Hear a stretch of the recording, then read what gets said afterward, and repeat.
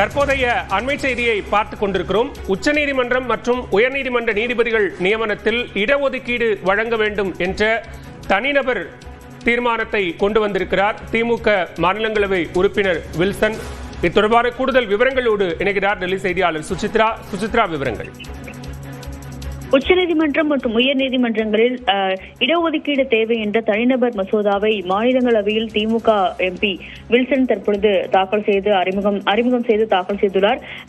மிக முக்கியமாக கடந்த அரசியல் சாசன பிரிவுகள் 15, 14, 124, 217, 224 உள்ளிட்டவற்றின் கீழ் திருத்தம் செய்யப்பட்டு இடஒதுக்கீடு வழங்கும் வகையில் குறிப்பாக பதவி உயர்வில் இடஒதுக்கீடு வழங்க வேண்டும், அதற்கேற்ப திருத்தம் செய்ய வேண்டும் என்ற ஒரு கோரிக்கையும், இதனை உறுதி செய்வதற்கு சாதிவாரி கணக்கெடுப்பு நடத்துவது, உச்சநீதிமன்ற கிளைகள் அமைப்பது போன்ற நடவடிக்கைகளை மேற்கொள்ள வேண்டும் என்ற ஒரு கோரிக்கையும் அவர் முன்வைத்து இந்த மசோதாவை தற்பொழுது தாக்கல் செய்திருக்கிறார். அதே போன்று தீர்ப்பாயங்கள் மற்றும் நீதிமன்றங்களில் அனைத்து நீதிமன்றங்களில் காணொலி மூலம் விசாரணை நடத்துவதை உறுதி செய்யும் தனிநபர் மசோதாவையும் இதோடு அவர் அறிமுகம் செய்துள்ளது முக்கியமாக பார்க்கப்படுகிறது. அனைத்து நீதிமன்றங்களில் ஆன்லைன் மூலம் வழக்கு விசாரணை நடத்தப்பட்டால் வழக்கு தாமதமாவது மற்றும் செலவுகளும் குறையும் என்ற ஒரு கருத்தை வலியுறுத்தி இந்த மசோதாக்களை அவர் இன்று தனிநபர் மசோதாவாக மாநிலங்களவையில் தாக்கல் செய்துள்ளது முக்கியமாக பார்க்கப்படுகிறது.